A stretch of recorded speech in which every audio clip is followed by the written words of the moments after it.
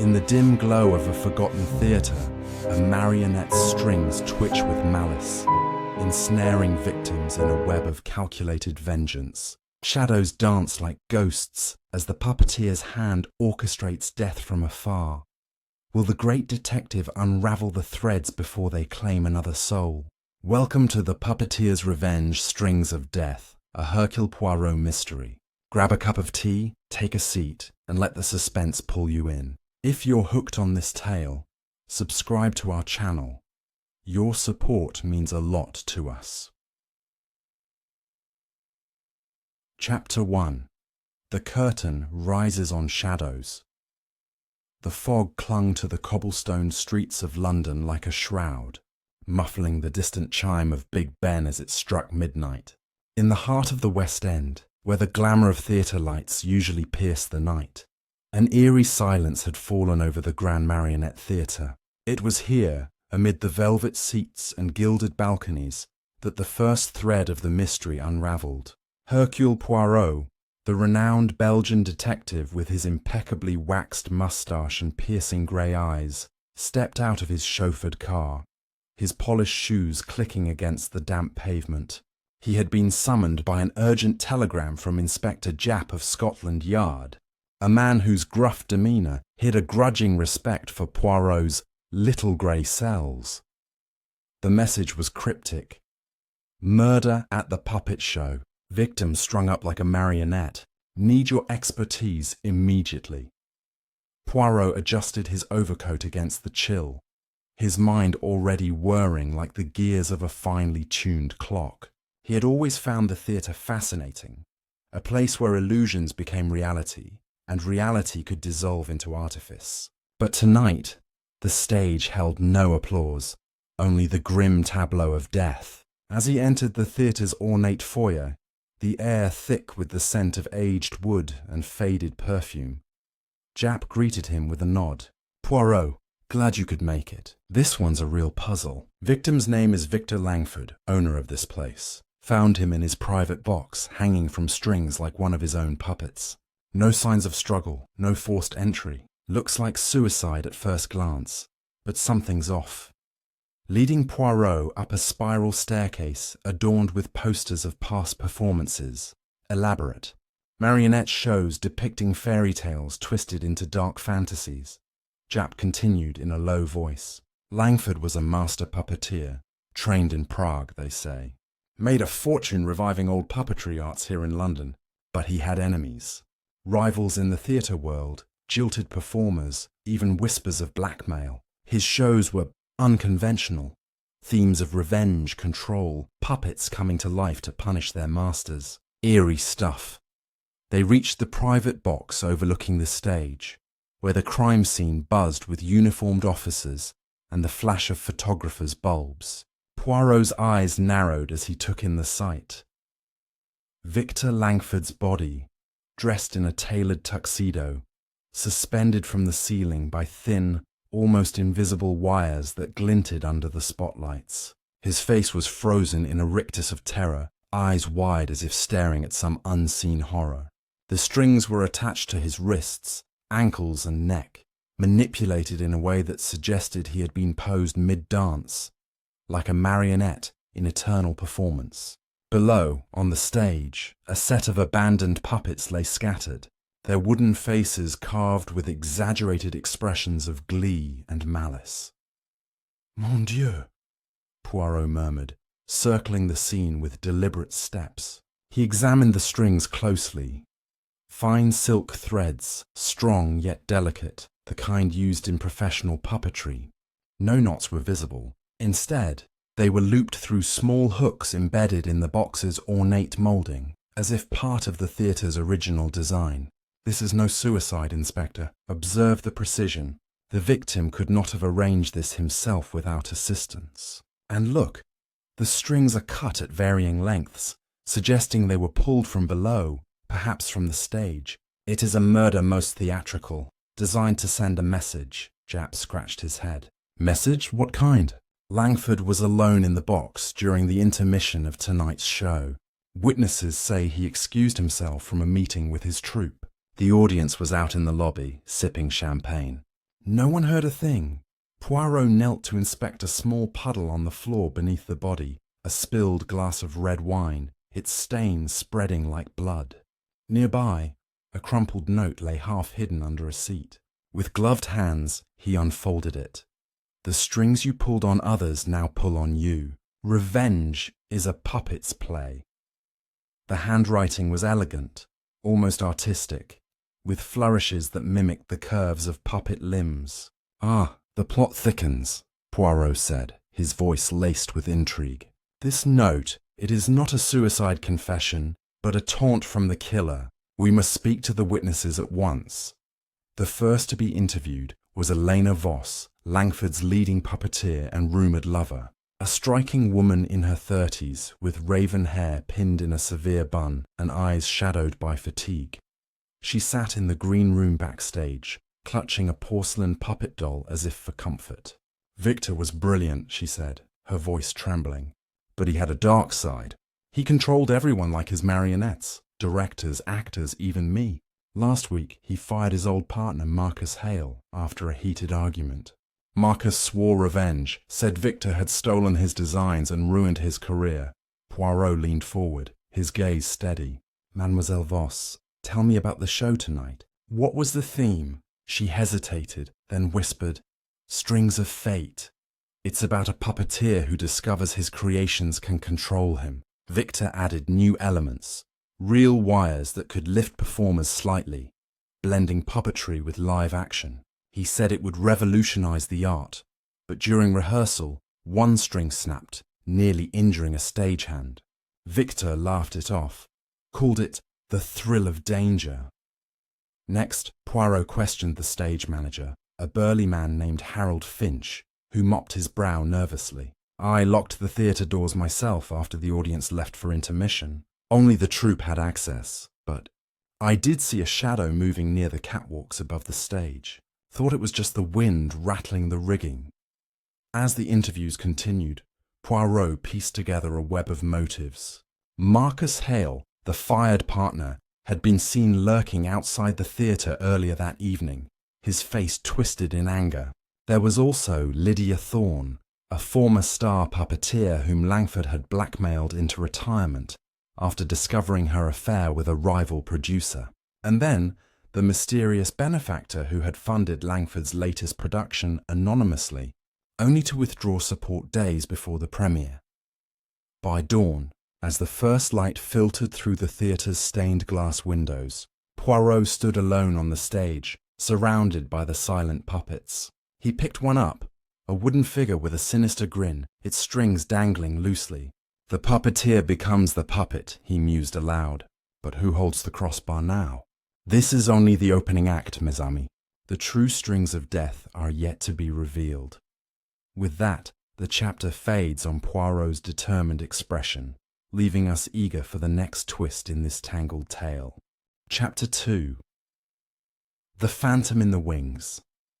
The morning sun barely pierced the heavy curtains of the Grand Marionette Theatre, casting long shadows across the stage where Hercule Poirot stood, his sharp eyes scanning the auditorium. The air was thick with dust motes, swirling like ghostly performers in the half-light. Inspector Japp had left to coordinate with his officers, leaving Poirot to explore the theatre's labyrinthine backstage, where secrets seemed to lurk in every crevice. He moved with purpose, his cane tapping softly against the worn floorboards, drawn to the catwalks high above. The vantage point Harold Finch had mentioned seeing a shadow during the fatal intermission. Climbing the narrow iron ladder to the catwalks, Poirot's mind churned with the case's peculiarities. The killer had chosen a method both precise and theatrical, turning Victor Langford's private box into a stage for murder. The silk strings, the taunting note, the absence of forced entry, all pointed to someone intimately familiar with the theatre's workings. As he reached the catwalk, a rickety platform suspended above the stage, he noticed a faint scuff mark on the railing, as if someone had leaned heavily against it.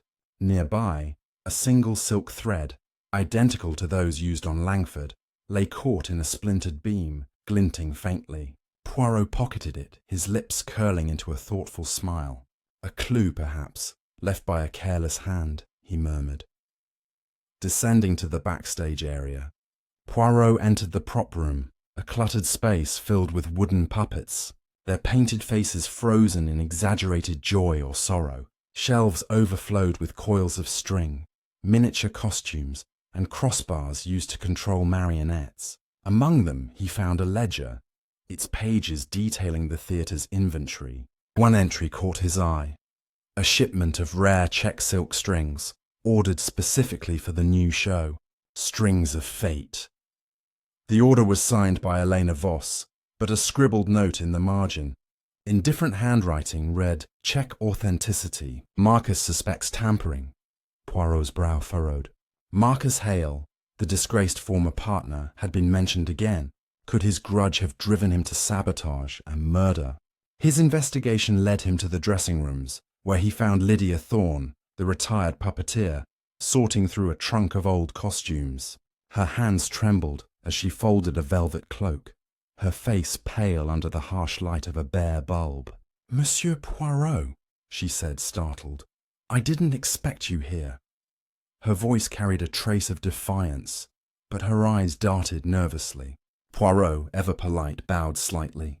"Madame Thorne, I seek only the truth. You knew Monsieur Langford well, no? Tell me, what drove you from this stage?" Lydia's lips tightened. "Victor was a tyrant. He found out about my indiscretion with a producer years ago. Threatened to ruin me unless I retired. I had no choice, but I didn't kill him, if that's what you think." She paused, then added, "Though I saw something odd that night. During the intermission, I was in the lobby, and I noticed a man in a long coat slip through a side door to the backstage. He wore a scarf over his face, but his walk, it reminded me of Marcus Hale."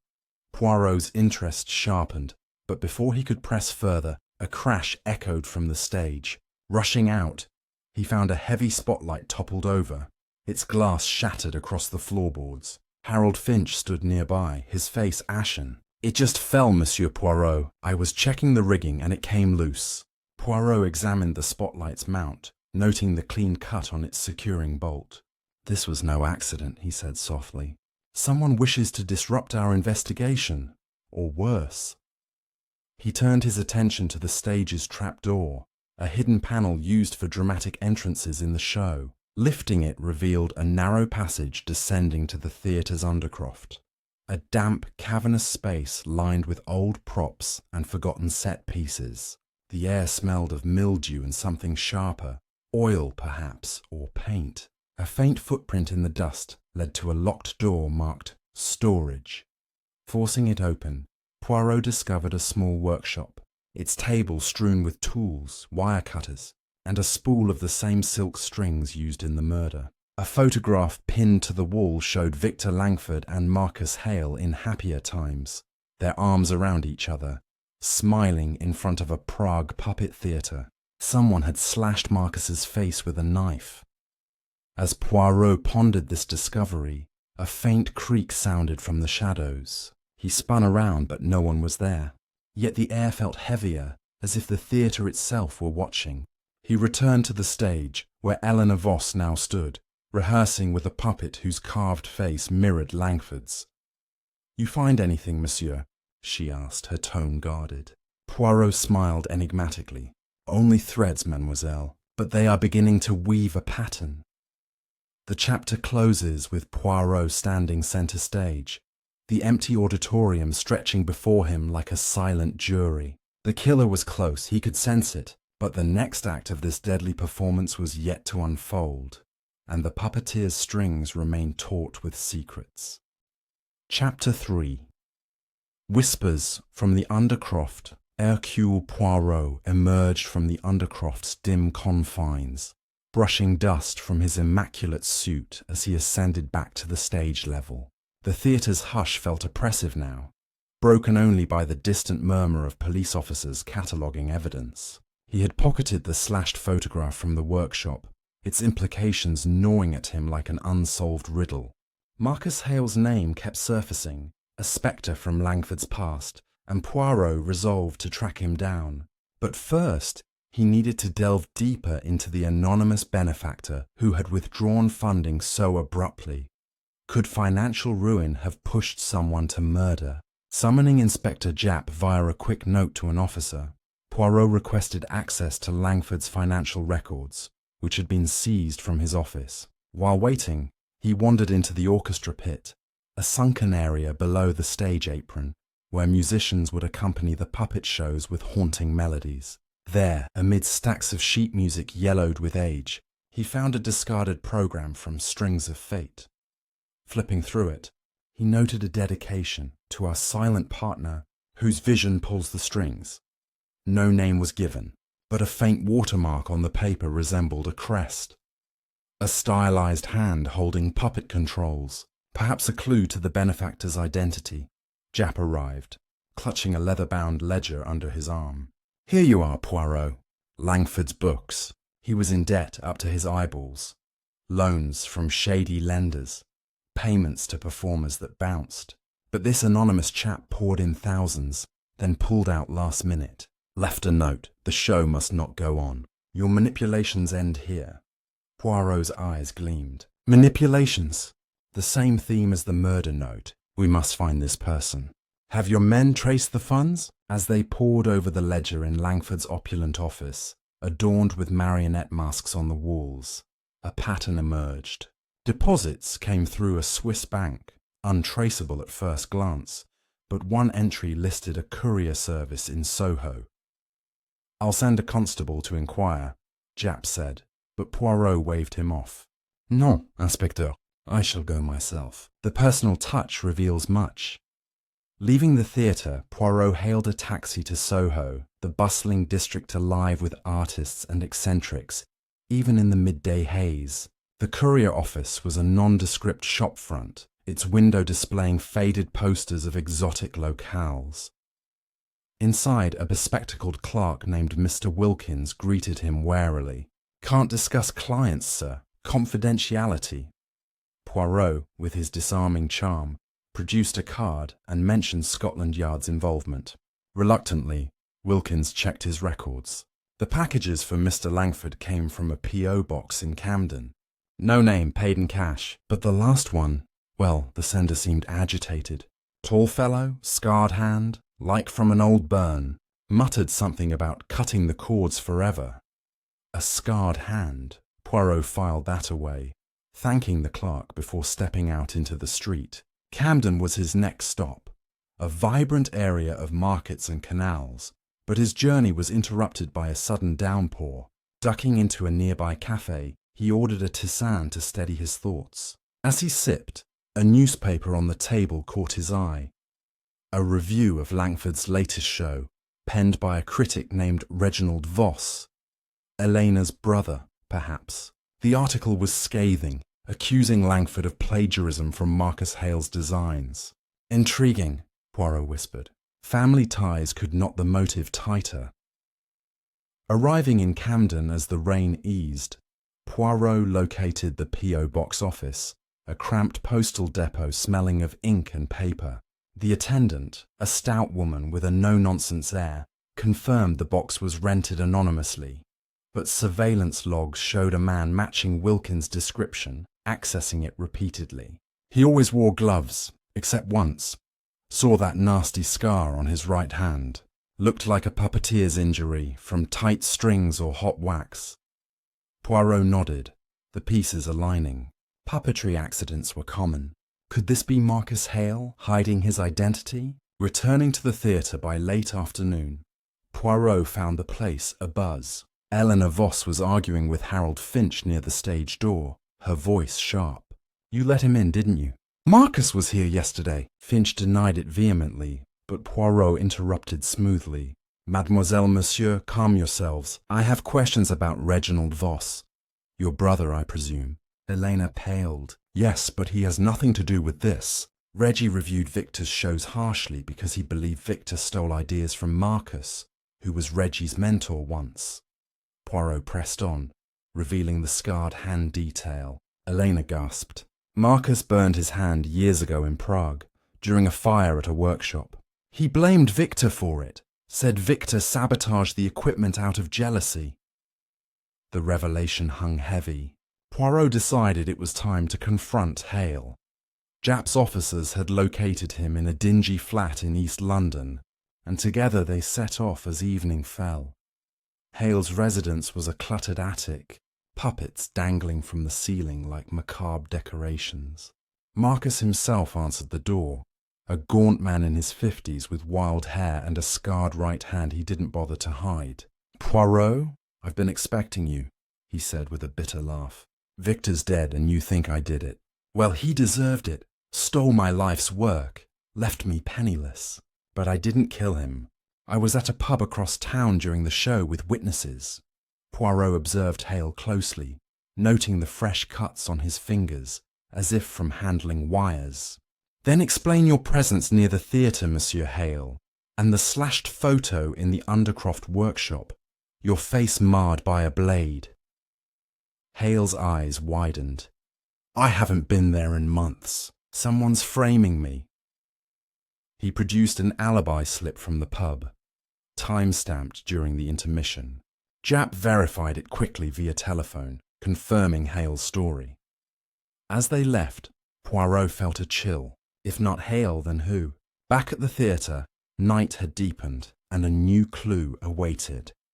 A hidden compartment in Langford's desk, discovered by an officer. Inside was a bundle of letters, threatening in tone, signed with the same hand-crest watermark. One read, "Your control ends. The puppeteer will dance to my tune." The sender's initials, LT, Lydia Thorne. The chapter dims on Poirot in the office. Letters spread before him, the theatre's ghosts seeming to whisper accusations. Suspects multiplied, alibis cracked, and the strings of deception grew ever more entangled, promising revelations in the acts to come. Chapter 4. The tangled web tightens, the grand marionette. Theatre stood silent under the weight of the encroaching night, its chandeliers casting a muted glow over the auditorium. Hercule Poirot sat in Victor Langford's office, the threatening letters with the hand-crest watermark spread across the desk like pieces of a sinister puzzle. The initials LT, presumably Lydia Thorne, stared back at him, but Poirot's instincts warned against leaping to conclusions. The killer's artistry suggested a mind both cunning and patient, weaving a performance that demanded an audience. He needed to confront Lydia again, but first, he sought to unravel the mystery of the anonymous benefactor, whose withdrawal had destabilized Langford's empire. Poirot summoned Inspector Japp, who arrived with a weary expression, his coat damp from the evening drizzle. "Found anything in those letters, Poirot?" Japp asked, glancing at the papers. Poirot handed him one, its ink slightly smudged, but the threat clear. "Your control ends. The puppeteer will dance to my tune." Japp frowned. "Lydia Thorne, eh? She's got motive. Langford's blackmail drove her out of the business, but she's no puppeteer. Could she handle those strings?" Poirot's moustache twitched. "Perhaps, Inspector, the strings are metaphorical. Control, betrayal. These are the threads of this crime. But let us visit Madame Thorne." They found Lydia in the costume workshop, stitching a marionette's delicate gown, her fingers moving with practiced grace. The room was a kaleidoscope of fabrics, silks, velvets, and linens, stacked beside sewing machines and sketches of fantastical puppets. Lydia looked up, her expression guarded but composed. "Monsieur Poirot back so soon? I've told you all I know." Poirot's eyes softened, disarming her. "Madame, a moment more. These letters," he produced one with the LT initials, "bear your initials, and their tone suggests deep resentment. Explain, s'il vous plaît." Lydia's hands froze mid-stitch, her face paling. "I wrote no such letters," she insisted, her voice rising. "Victor blackmailed me, yes, but I moved on. I've been designing costumes freelance, rebuilding my life. Why would I risk it all now?" Poirot leaned closer, his voice gentle but probing.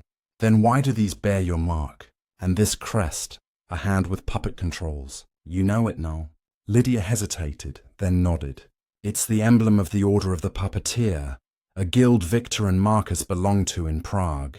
I was never a member, but I saw their pins. Someone's using it to point fingers at me.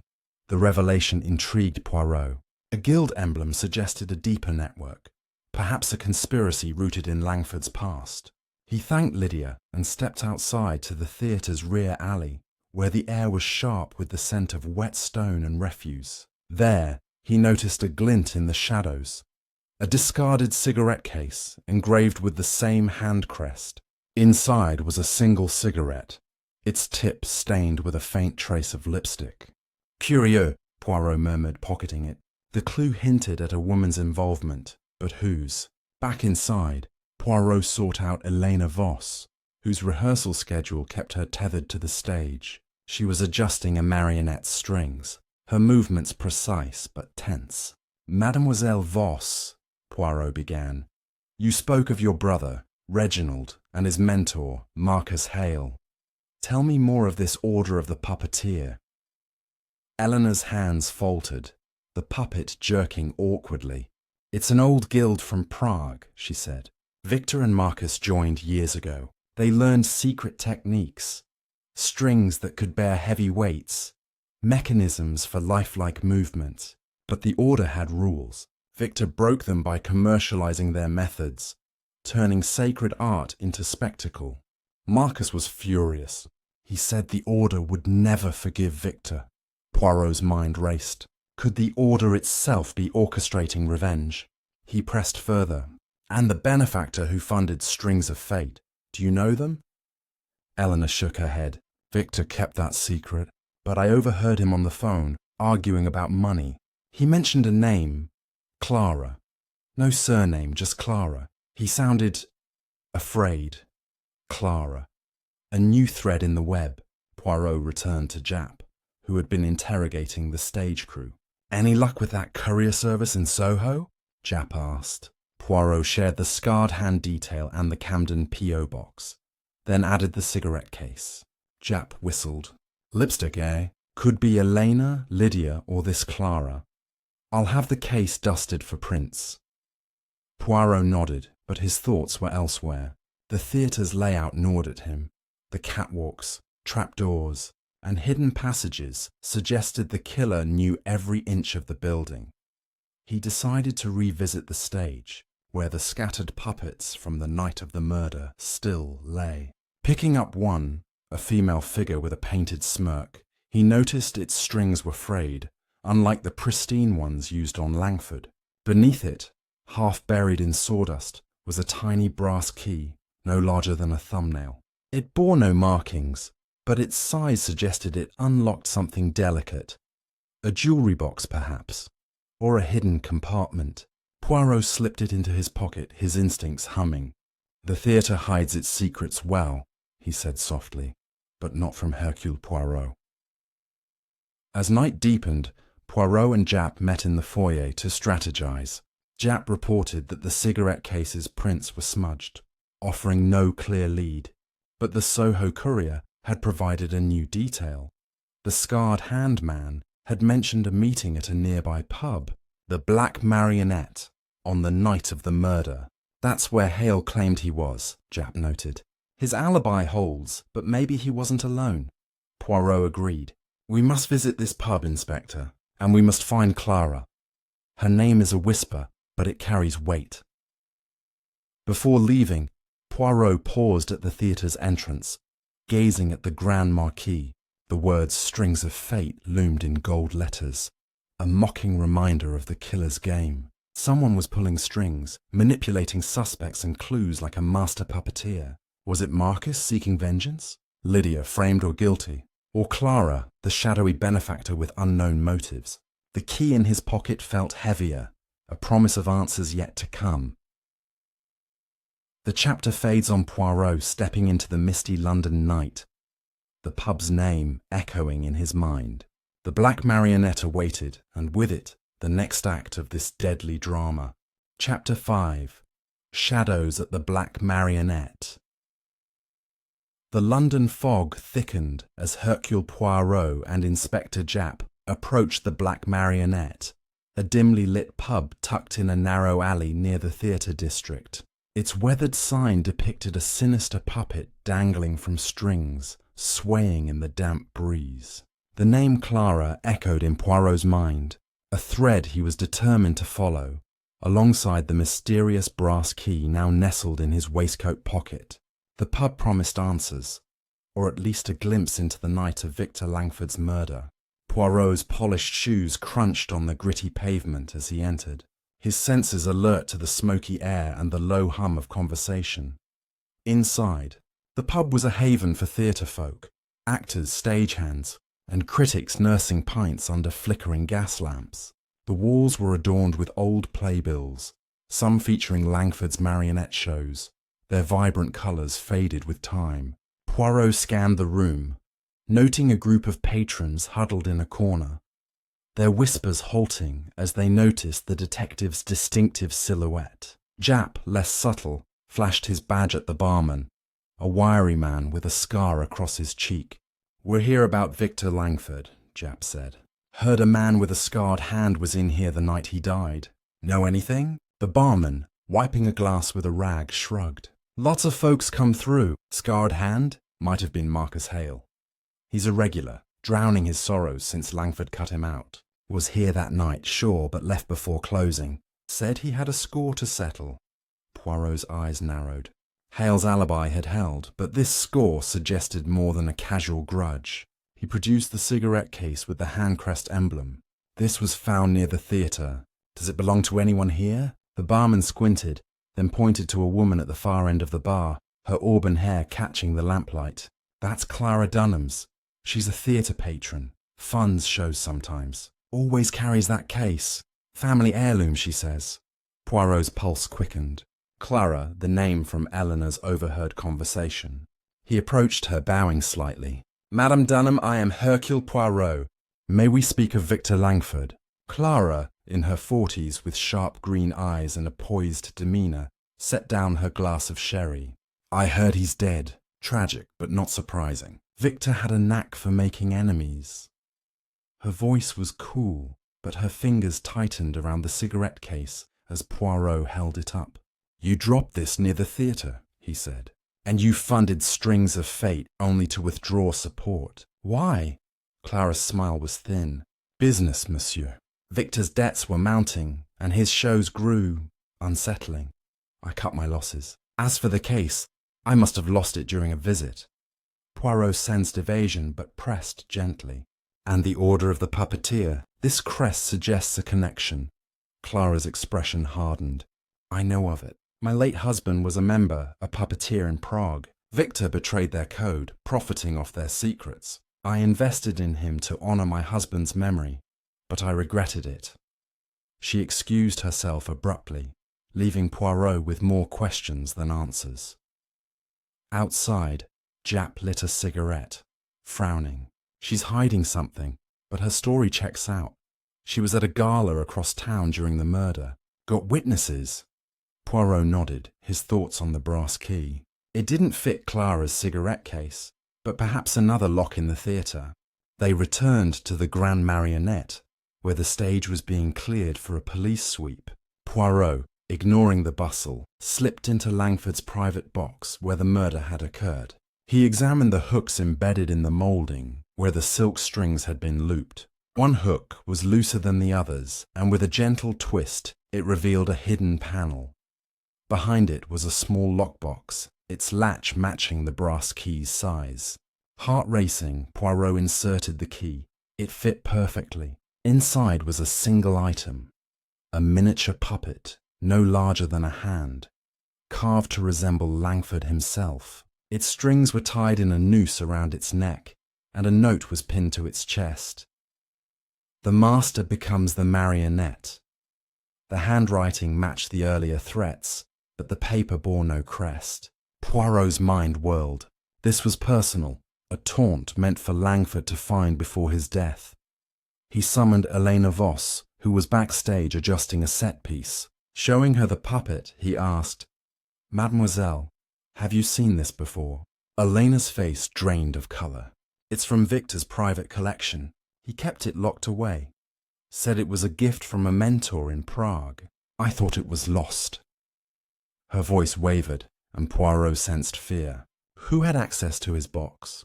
He pressed. Eleanor hesitated. Only Victor, me, and Harold Finch, but I saw Reginald, my brother, up there last week. He was arguing with Victor about the review. Poirot thanked her and sought out Reginald Voss, who was loitering near the theatre's entrance, his critic's notebook tucked under his arm. A wiry man with a pinched face, Reginald seemed nervous under Poirot's gaze. Monsieur Voss, Poirot began, your review accused Langford of plagiarism, and you were seen in his private box. Explain. Reginald shifted uncomfortably. I confronted Victor about stealing Marcus's designs. He laughed it off, said I'd never prove it. I left angry, but I didn't touch anything. As Poirot probed further, a shout interrupted them. An officer had found a hidden trapdoor in the orchestra pit, leading to a crawl space beneath the stage. Poirot descended, finding a discarded glove, leather, worn, with faint burn scars on the fingers. It matched the description of Marcus Hale's scarred hand, yet his alibi held firm. Was someone planting evidence, or had Hale lied? The crawl space also held a crumpled playbill, this one for a show in Prague years ago, listing both Langford and Hale as puppeteers under the Order's banner. The chapter closes with Poirot emerging from the crawl space, the glove and playbill in hand, the theatre's shadows seeming to pulse with secrets. Clara's evasions, Reginald's anger, and the ghostly puppet in Langford's likeness tightened the web. The black marionette had offered clues, but the true puppeteer remained hidden, pulling strings from the darkness. Chapter 6. The Puppet's Curse. The Grand Marionette Theatre seemed to hold its breath as Hercule Poirot stood in the orchestra pit, the scarred glove and old Prague playbill clutched in his gloved hands. The crawlspace's damp chill clung to him, but his mind burned with questions. The miniature Langford puppet, with its noosed strings, pointed to a vendetta steeped in symbolism, while the glove suggested someone was weaving a false trail to Marcus Hale. Poirot's little grey cells hummed as he climbed back to the stage, where the morning light filtered through dusty curtains, casting eerie silhouettes of puppets dangling from their racks. Inspector Japp joined him, rubbing his eyes after a long night. That glove's a match for Hale's hand, Poirot, but his alibi's ironclad. Someone's playing us. Poirot nodded, his gaze drifting to the stage's rigging high above. Oui, Inspecteur. The killer toys with us, as a puppeteer manipulates a marionette. But this glove, it is too convenient. We must look beyond the obvious. He decided to revisit the theatre's archives, hoping to uncover more about the Order of the Puppeteer and its ties to Langford's past.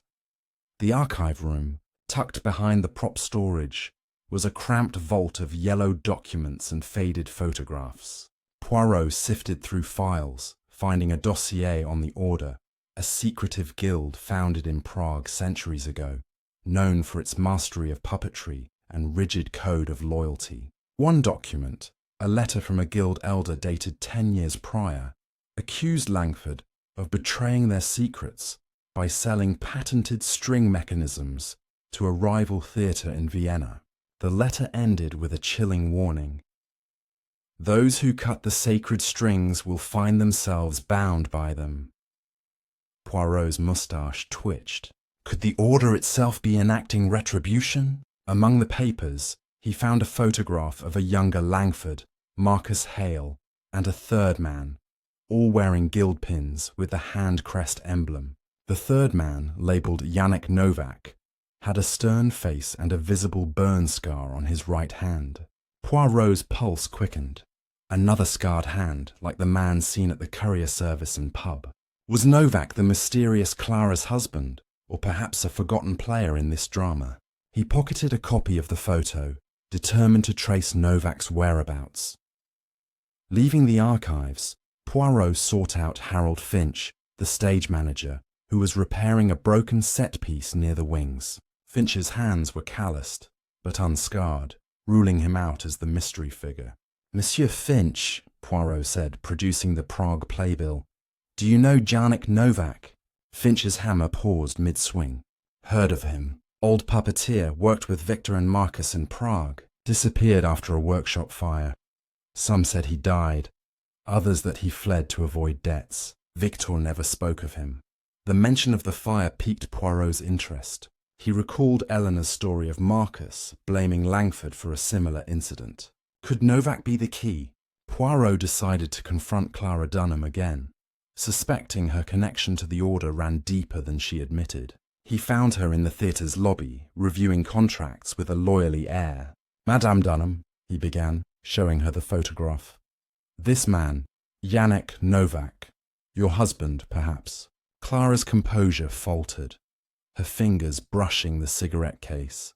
"Yannick was my husband, yes. He died in that Prague fire, or so I was told. Victor claimed it was an accident, but Marcus said otherwise." Her words carried a tremor, and Poirot pressed gently. "And you funded Victor's show to honor Yannick, yet withdrew support. Why?" Clara's eyes flashed. "I learned Victor had lied about the fire. Yannick's death wasn't an accident. Victor tampered with the equipment to eliminate a rival. I couldn't let his show go on." Poirot noted her anger but also her restraint. She wasn't confessing to murder, only motive. As evening fell, Poirot returned to the stage, drawn to the puppets from Strings of Fate.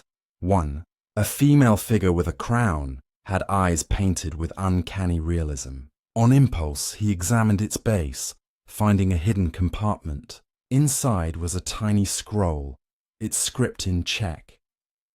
Translating with his rudimentary knowledge, Poirot read, "The curse of the strings binds the betrayer."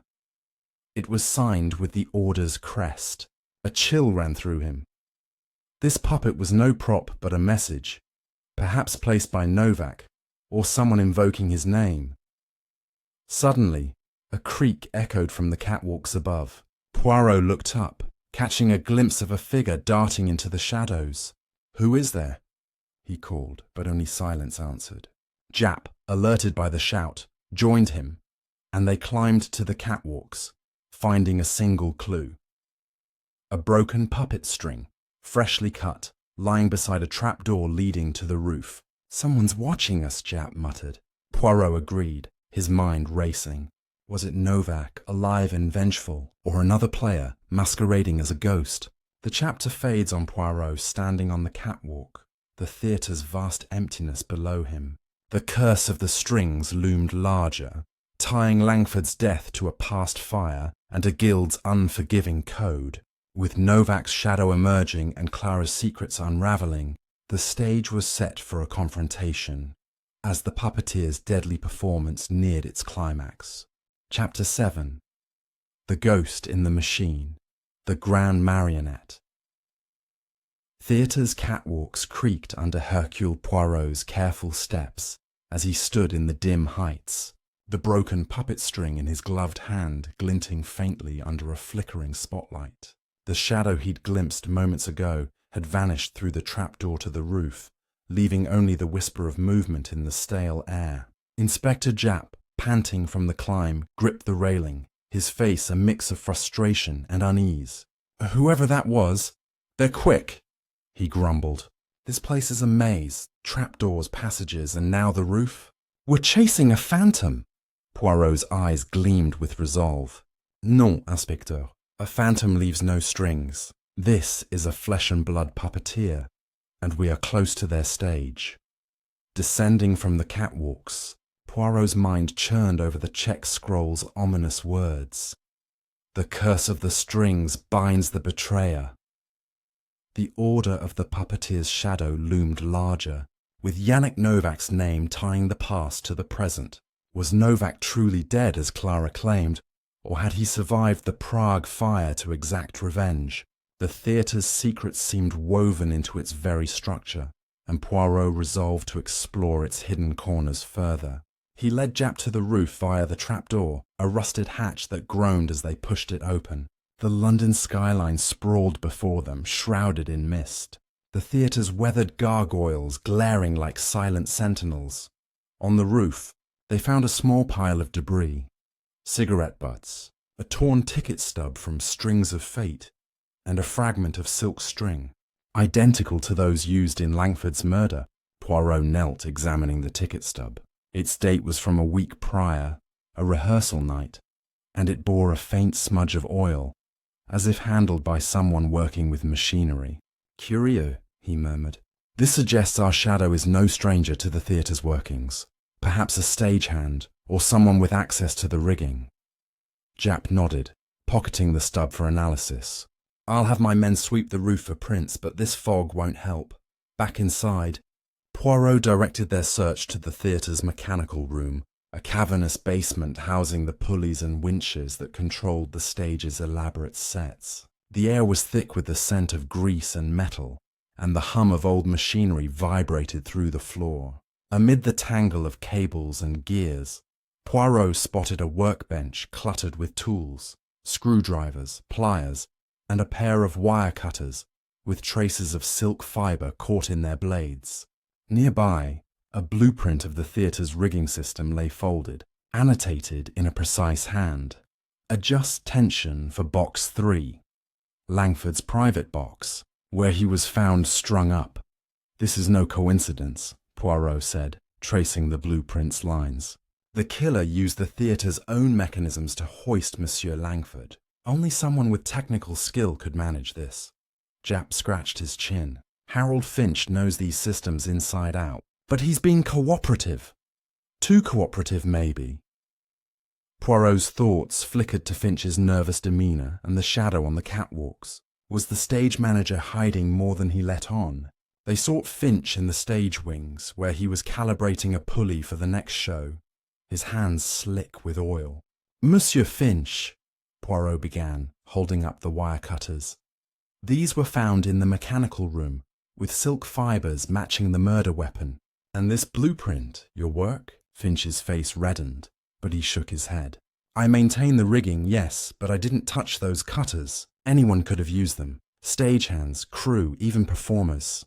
And that blueprint's old, from when Victor redesigned the box seats for his new show." Poirot's gaze sharpened. "And who else had access to this room?" Finch hesitated, then muttered.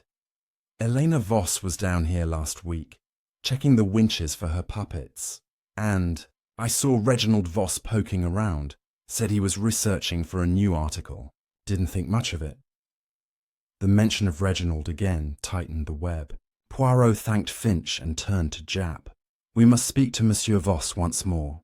His presence in too many places is no accident." They found Reginald Voss in the theatre's library, a dusty nook filled with scripts and puppetry manuals. He was scribbling notes, his pen scratching furiously. "Monsieur Voss," Poirot said, producing the oil-smudged ticket stub. "You were at the rehearsal a week ago, no? And in the mechanical room. What drew you there?" Reginald's pen froze, his eyes darting to the stub. "I was investigating Victor's methods," he admitted. "His new show used advanced rigging.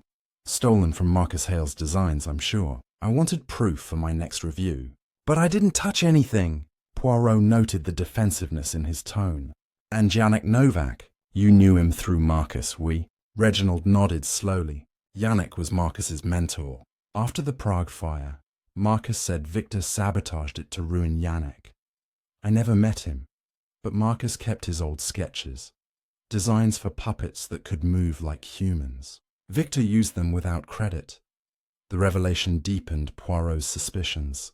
The fire, the order, and now stolen designs formed a tapestry of betrayal. As they left the library, a faint clatter echoed from the auditorium. Rushing in, they found a puppet, a grotesque figure with hollow eyes, suspended from the chandelier, its strings swaying as if recently disturbed. A note pinned to its chest read, "The betrayer's fate is sealed." The handwriting matched the earlier threats, but the paper was different, cheap, like that used in the theatre's ticket stubs. Japp cursed. "This killer's taunting us now." Poirot, however, smiled faintly. "Oui, but each taunt reveals more. The paper, the oil, the rigging, these are the puppeteer's tools, and they betray their hand." The chapter closes with Poirot staring at the swaying puppet, the theatre's shadows deepening around him. The mechanical room's clues, Reginald's evasions, and the ghostly figure on the roof wove a tighter net around the suspects. Was Finch manipulating the stage, Reginald seeking justice, or Novak's ghost pulling the strings? The truth was close, but the puppeteer's final act remained shrouded in darkness. Chapter 8. The Puppeteer's Mask, the Grand Marionette. Theatre's auditorium felt like a cavern of secrets, its air heavy with the weight of the swaying puppet suspended from the chandelier. Hercule Poirot stood beneath it, the note's words, "The betrayer's fate is sealed," burning in his mind. The cheap paper, the oil smudges, and the intricate rigging pointed to a killer who knew the theatre's every crevice, someone who blended technical skill with theatrical flair. Inspector Japp, pacing nearby, muttered, "This is getting out of hand, Poirot. Another puppet, another note. We're running in circles!" But Poirot's eyes gleamed with focus. "Non, Inspecteur. Each circle brings us closer to the center. The puppeteer grows bold, and boldness breeds mistakes." Poirot's attention turned to the note's paper, identical to the theatre's ticket stubs. He recalled the ticket stub found on the roof, smudged with oil, and the blueprint from the mechanical room. These clues suggested a connection to the theatre's operations, but the human element, motive, betrayal, revenge, remained the key. Reginald Voss's defensive demeanour and his ties to Marcus Hale lingered in Poirot's thoughts, as did Clara Dunham's guarded admissions about her husband, Yannick Novak. The order of the puppeteer's shadow loomed, its code of loyalty twisted into vengeance. Poirot resolved to dig deeper into the theatre's past, starting with its oldest records. He led Japp to the theatre's administrative office, a cluttered room behind the box office, where filing cabinets overflowed with contracts, receipts, and correspondence. Dust coated the air as Poirot sifted through a ledger from a decade ago, when Langford first took ownership. One entry stood out, a payment to J. Novak for consulting services on the theatre's rigging system, dated just before the Prague fire. "Mon Dieu," Poirot murmured. Novak was here, working with Langford, before his supposed death. This changes the tapestry. The ledger also noted a dispute over patent rights for a dynamic string mechanism, with Novak's name crossed out and replaced by Langford's. Japp raised an eyebrow. "So Langford stole Novak's work too. That's motive for Clara, if she knew." Poirot nodded, but his instincts warned against assuming Clara was the puppeteer. Her gala alibi held, and her grief seemed genuine. He needed more on Novak. Rummaging further, he found a sealed envelope labelled Order Correspondence. Inside was a letter from the Guild, addressed to Langford, condemning him for violating sacred trust and threatening retribution by the strings.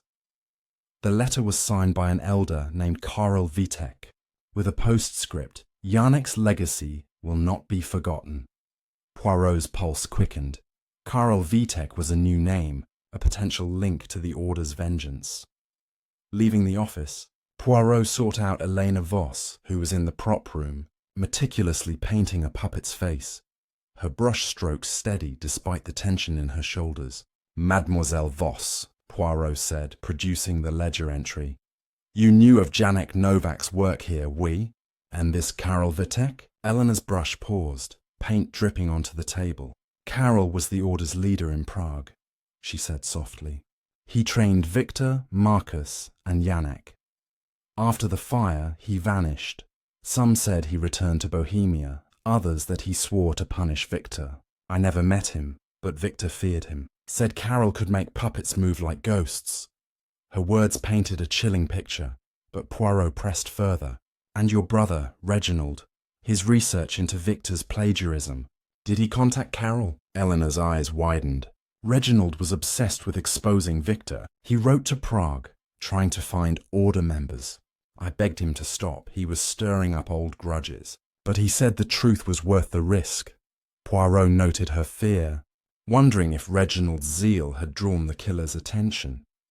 Next, Poirot and Jap visited the theatre's costume loft, a vast attic where racks of marionette outfits hung like spectral figures. The space was lit by a single skylight, casting eerie patterns across the floor. As they searched, Poirot noticed a trunk tucked in a corner, its lock broken. Inside were costumes marked with the Order's hand crest, including a black cloak with burn marks along the hem, remnants of a fire, perhaps Prague's. A hidden pocket revealed a photograph of Karel Vitek, an older man with piercing eyes and a scar across his right hand, identical to descriptions of the mystery figure.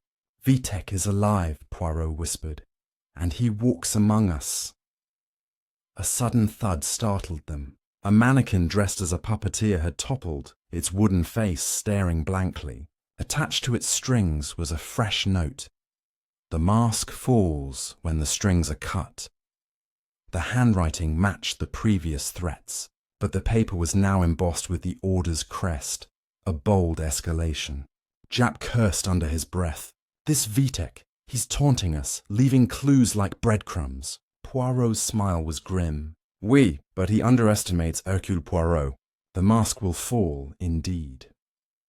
Determined to trace Vitek, Poirot requested Jap's men to check immigration records for any sign of a Karel Vitek entering London. Meanwhile, he returned to the stage, where a rehearsal was underway, despite the investigation. Eleanor manipulated a puppet with fluid grace, but her eyes darted nervously to the catwalks. Poirot followed her gaze, spotting a faint flicker of movement, a figure in a hooded cloak, gone before he could react. He climbed to the catwalks once more, finding only a single item, a brass pin with the Order's crest, its clasp bent as if dropped in haste. As night enveloped the theatre, Poirot stood alone on the stage, the pin in his hand, the weight of the case pressing on him. Vitek's presence, real or spectral, tied the murder to a decade-old betrayal. The costumes, the notes, the scarred hand, each clue tightened the strings around the suspects. Was Vitek the puppeteer, or was someone using his legend to mask their own vengeance? The theatre's shadows whispered of a reckoning, and Poirot knew the next act would unmask the truth. Chapter 9. Revelations in the Spotlight. The Grand Marionette Theatre pulsed with an undercurrent of tension as Hercule Poirot clutched the brass pin with the Order of the Puppeteer's crest, its sharp edges pressing into his palm like a reminder of the case's unrelenting grip. Night had fully descended, blanketing London in a veil of fog that seeped through the theatre's cracks, mingling with the faint aroma of sawdust and varnish. The hooded figure he had glimpsed on the catwalks haunted his thoughts. A fleeting shadow that could be Karel Vitek, the elusive elder of the Order, or perhaps a clever impostor donning the mask of a long-forgotten grudge. Poirot's little grey cells worked tirelessly, piecing together the mosaic of clues, the scarred hand descriptions, the threatening notes escalating in audacity, the hidden compartments revealing symbols of betrayal. And now this pin, a tangible link to the Guild's ancient code. He knew the killer was not merely executing a murder, but staging a grand opera of vengeance, with each act designed to expose Langford's sins, while ensnaring the investigators in a web of misdirection.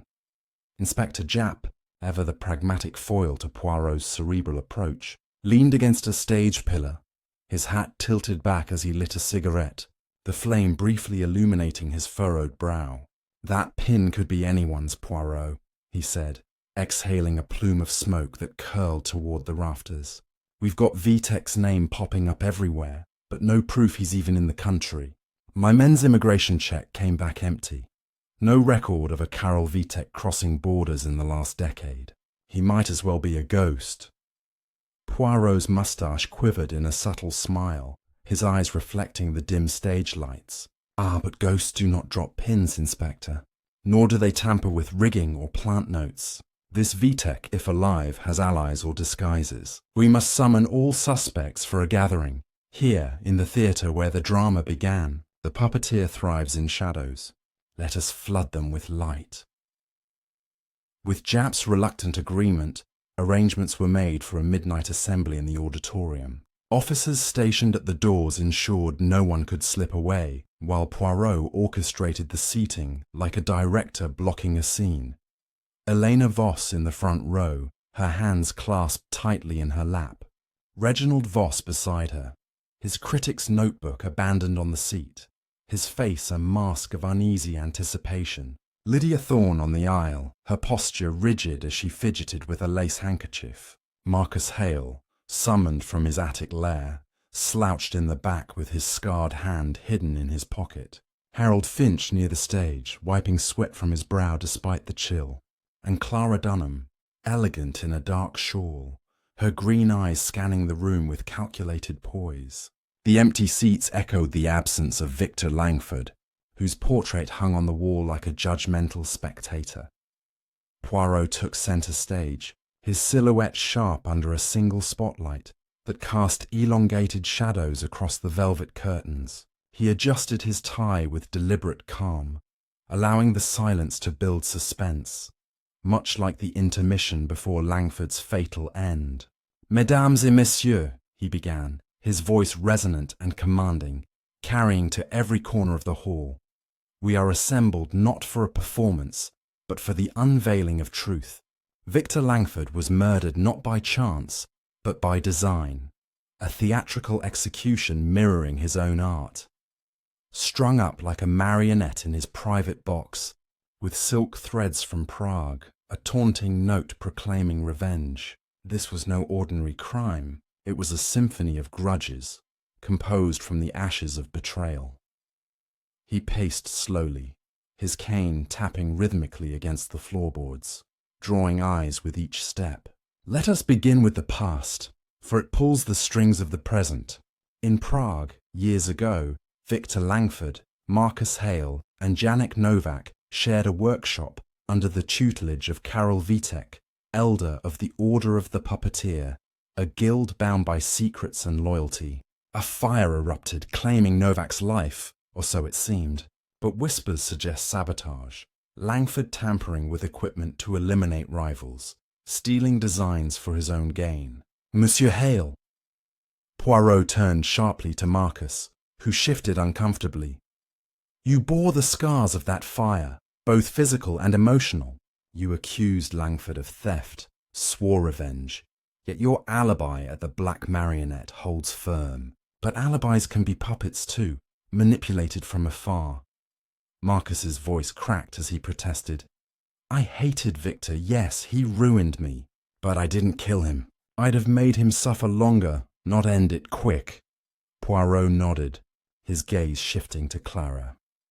"Madame Dunham, widow of Janek Novak, you funded Langford's show in memory of your husband, only to withdraw when truths emerged. Your cigarette case, found in the alley, links you to the scene, and your knowledge of the Order's crest speaks volumes. Did grief drive you to vengeance?" Clara's composure held, but her knuckles whitened on her shawl. "I sought justice, not murder. Victor's lies about the fire destroyed my life, but I was at a gala that night. Witnesses confirm it. I wouldn't soil Yannick's memory with blood." The spotlight widened slightly as Poirot continued, illuminating the front row. "Mademoiselle Voss, your talent with puppets is unmatched, and your access to the theatre's secrets, strings, rigging, hidden compartments, makes you a prime architect. You overheard Langford's fears, knew of the Order's curse, and your brother, Monsieur Reginald Voss, delved into Prague's archives, stirring old ghosts with your letters to the guild. Did sibling loyalty turn to conspiracy?" Elena's eyes filled with tears, her voice trembling. "Victor controlled me like one of his marionettes, but I loved him once. I wouldn't, Reginald interjected, his tone defiant. "I exposed his plagiarism to honor Marcus and Yannick, but murder. That's not my script." Poirot's pace quickened, the tension mounting as he addressed Lydia Thorne. "Madame Thorne, blackmailed into retirement by Langford's discoveries, your initials on threatening letters suggest a motive woven from resentment. You knew the theatre's passages could slip in unseen." Lydia's handkerchief twisted in her hands. "He ruined my career, yes, but those letters, someone forged them to frame me. I was home that night, alone but innocent. Finally, Poirot turned to Harold Finch, who mopped his brow nervously. Monsieur Finch, master of the mechanics, you calibrated the winches, knew the box's hooks intimately. Oil smudges on clues point to your domain, and shadows in the catwalks match your build. Was loyalty to the theatre, or perhaps to a higher order, your undoing? Finch stammered. I fixed what broke, that's all. Victor was a tyrant, but I needed the job. I saw nothing, heard nothing. Poirot paused, letting the denials echo, then revealed the brass pin from his pocket, holding it aloft like a talisman. This was dropped by our shadowy observer, bearing the order's crest. Karel Vitek, thought vanished, but his scar matches descriptions of a man seen in Soho and Camden, delivering packages, lurking in pubs. Immigration records show no entry, but perhaps under an alias, or smuggled in shadows. A murmur rippled through the group as Poirot delved deeper, recounting the clues in meticulous detail. The slashed photograph in the Undercroft, symbolizing fractured partnerships. The miniature Langford puppet with its noosed strings, a personal omen. The check scroll invoking the curse. The broken string on the roof, evidence of surveillance. The forged letters and planted glove, misdirections to sow doubt. The killer, Poirot declared, is not one driven by impulse but by ritual. They honor the order's code, punishing the betrayer with his own tools, strings that bind, puppets that accuse. Suddenly, a faint creak from the balcony drew all eyes upward. A figure in a hooded cloak emerged from the darkness, strings dangling from their gloved hands. The assembly gasped as the figure lowered a marionette, a lifelike effigy of Poirot himself, onto the stage, its movements jerky yet precise. Attached was a note. The detective dances now. Japp's officers sprang into action, but the figure vanished into a hidden panel, leaving only the echo of footsteps. Poirot's expression remained composed, though his heart raced. See, the puppeteer reveals themselves through hubris. This effigy is a challenge, but also a slip. The cloak's fabric matches the burned one in the costume loft, and the strings bear fresh oil from the mechanical room. As chaos ensued, suspects whispering accusations, officers searching the balcony, Poirot gathered Japp aside. We are close, Inspector. Vitek, or his proxy, hides within these walls.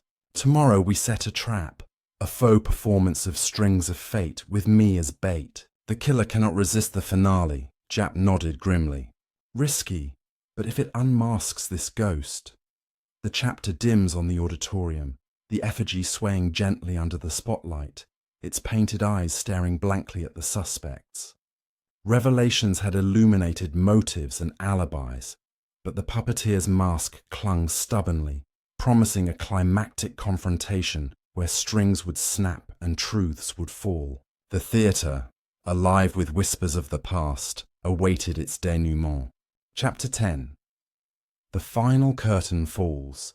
The grand marionette theatre buzzed with a strange electricity as Hercule Poirot stood centre stage, the auditorium bathed in the golden glow of every chandelier, lit for the faux performance of Strings of Fate.